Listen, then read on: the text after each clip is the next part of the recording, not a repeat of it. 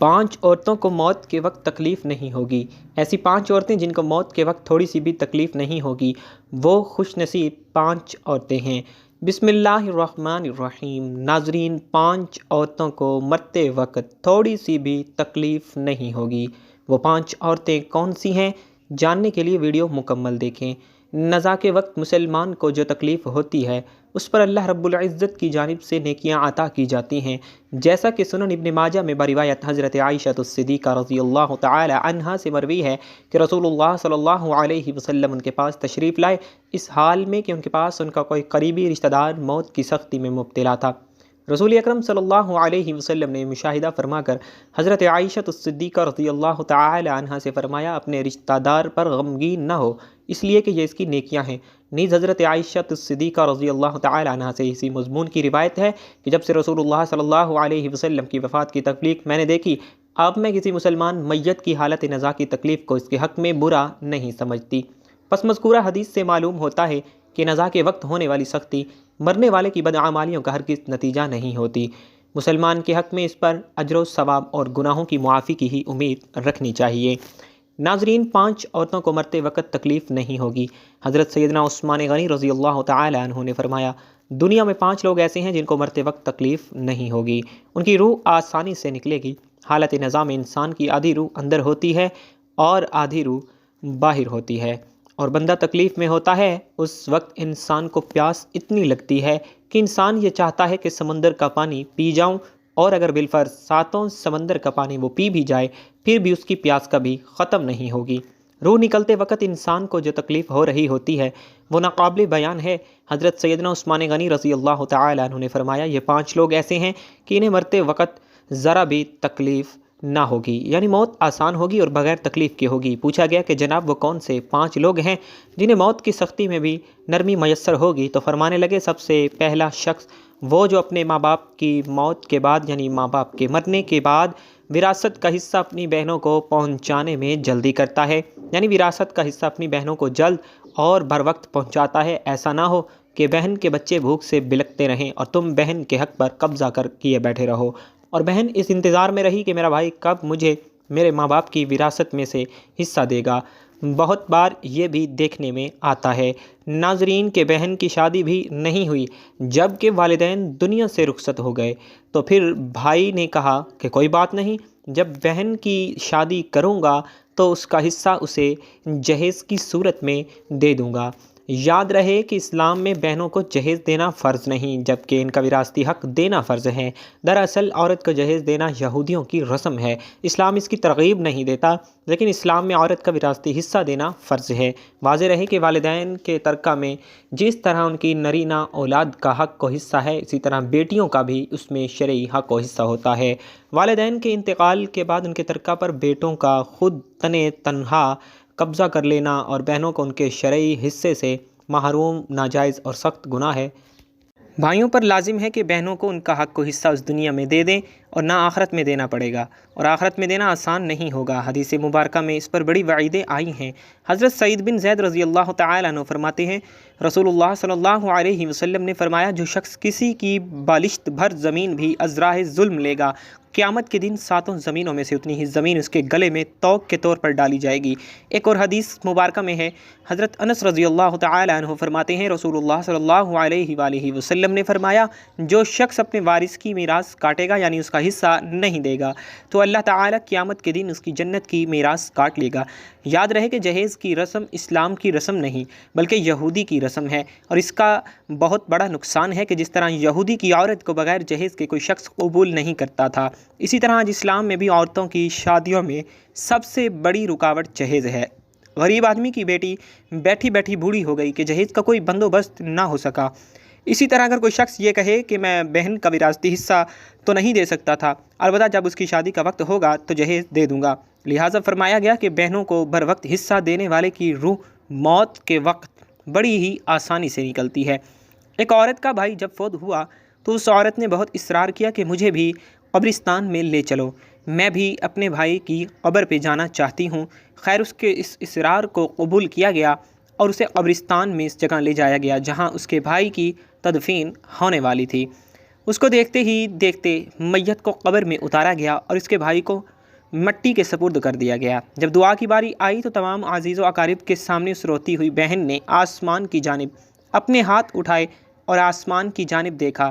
اس کا دل رو رہا ہے، آنکھیں چھم چھم برس رہی ہیں۔ اس نے ایک ایسی دعا کی کہ لوگوں کے مردہ ضمیر کو جگا دیا۔ روتی ہوئی بہن نے آسمان کی جانب دیکھ کر فریاد کی کہ اے میرے مالک، اے انصاف کرنے والے، آج میرا بھی انصاف کر دے۔ رو رو کر کہنے لگی، میرے مالک تم میرے اس ظالم بھائی کو اپنی رحمت سے دور رکھنا، ایسے دور رکھنا جیسے اس نے میرے والدین کی وراثت سے مجھے دور رکھا ہے۔ میرے بچے بھوک سے بلکتے رہے لیکن اس ظالم کو میرے بچوں پر ذرا بھی ترس نہ آیا۔ میں اپنے بچوں کو حرام جانوروں کا گوشت کھلانے پر مجبور ہوئی۔ میرے بچوں نے بڑی ہی غربت کی زندگی گزاری ہے، جبکہ میرے اس ظالم بھائی کو کبھی بھی حیا نہ آئی، کبھی بھی رحم نہ آیا کہ میں اپنی بہنوں کی وراثت کا جو ان کا حق ہے اسے ادا کر دوں۔ اے میرے مالک تو آج انصاف کر دے اور جس طرح سے اس نے میری وراثت کے حق سے مجھے دور رکھا، اسی طرح تو اسے اپنی رحمت سے دور کر دے۔ تو ناظرین، صرف ایک لمحے کے لیے دل پر ہاتھ رکھ کر یہ سوچو کہ جب تم اپنی بہنوں کو ان کی وراثت کا حق ادا نہیں کرو گے تو کیا تمہاری بہنیں تمہارے لیے مغفرت کی دعا کریں گی یا جہنم کی دعا کریں گی؟ بہن کے لیے ظالم بن کے مرو گے یا مظلوم بن کے؟ ناظرین، بہن کا حق کھانا ایسا ہے جیسے خنزیر کا گوشت کھانا۔ دوسرا وہ شخص جس کی روح مرتے وقت بڑی ہی آسانی سے نکلے گی، فرمایا کثرت سے صدقہ کرنے والا شخص، یعنی ایسا شخص جو اللہ اور رسول اللہ صلی اللہ علیہ وسلم کی رضا کے لیے اپنے مال و دولت میں سے یوں صدقہ کرتا ہے کہ جب وہ اپنے ایک ہاتھ سے کسی کو دیتا تو دوسرے ہاتھ کو پتہ بھی نہ چلے۔ یعنی دوسرا انسان وہ ہے جو کثرت سے صدقہ کرے گا تو اس کی موت کے وقت اس کی روح آسانی سے نکلے گی اور جان کنی کا عمل اس کے لیے تکلیف دہ نہیں ہوگا۔ نمبر 3، ایسا انسان جو اپنی فیملی سے اچھا سلوک کرنے والا ہے، یعنی اپنے ماں باپ، بیوی بچوں اور بہن بھائیوں سے نرم دلی کا رویہ رکھنے والا ہے، اپنی بیوی بچوں سے پیار کرنے والا ہے، حلال کا لقمہ کما کر اپنے بیوی بچوں کی کفالت کرنے والا ہے۔ بزرگان دین فرماتے ہیں کہ جب رزق تنگ ہونے لگے تو دسترخوان کو وسیع کر لیا ہے، یعنی اپنی بیوی بچوں پر خرچ کرنا بھی صدقہ ہے، انہیں کھلانا پلانا بھی صدقہ ہے۔ لہٰذا ایسا شخص جو اپنی فیملی پر خرچ کرتا ہو اور ان سے حسن و سلوک کرتا ہو تو جب وہ دنیا سے رخصت ہوگا تو اس کی روح نکلنے میں آسانی ہوگی اور اسے کوئی بھی تکلیف نہ ہوگی۔ اسی طرح حضرت عثمان غنی رضی اللہ تعالی عنہ نے جو شخص یہ سوچ کر نماز ادا کرتا ہے کہ جو نماز وہ ادا کر رہا ہے وہ میرے نبی صلی اللہ علیہ وآلہ وسلم کی آنکھوں کی ٹھنڈک ہے، نماز دین کا ستون ہے، نماز مومن کی معراج ہے، اسلام و کفر میں تفریق ہے، تو 5 وقت کا نمازی موت کے وقت کسی قسم کی سختی میں مبتلا نہ ہوگا۔ پھر فرمایا 5واں وہ شخص ہے جو قرآن کی تلاوت کر رہا ہو، یعنی خود بھی قرآن پڑھتا ہو، دوسروں کو بھی قرآن سکھاتا ہو۔ پھر فرمایا راتوں کی تنہائیوں میں اٹھ اٹھ کر قرآن پڑھتا ہو اور قرآن پڑھتے وقت رویا کرے۔ فرمایا کہ اگر رونا نہ بھی آئے تو رونے کی کوشش کر لیا کرو۔ حضرت علی حجویری رحمہ اللہ سے کسی نے پوچھا کہ حضرت اگر رونے کی کوشش بھی کریں اور پھر بھی رونا نہ آئے تو پھر کیا کریں؟ تو فرمایا کہ پھر اپنے مقدر پہ رویا کرو۔ کیا تم اتنے سنگ دل ہو گئے ہو کہ تمہاری آنکھیں آنسو نہیں بہاتی؟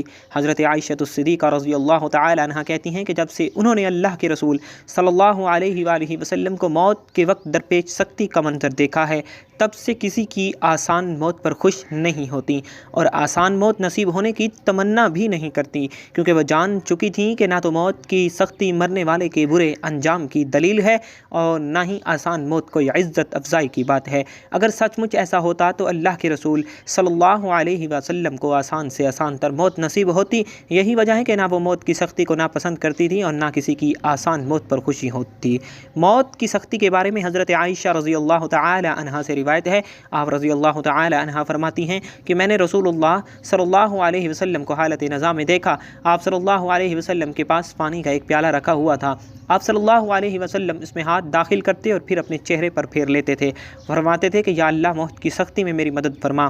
مختلف احادیث مبارکہ سے معلوم ہوتا ہے کہ مومن کی روح بہت آسانی سے نکلتی ہے اور روح کے نکلتے ہی اس کے لیے خوشخبریاں شروع ہو جاتی ہیں، جبکہ کافر کے بارے میں آتا ہے کہ اس کی روح انتہائی سختی کے ساتھ قبض کر لی جاتی ہے اور اسی وقت سے ہی اس کے برے احوال شروع ہو جاتے ہیں۔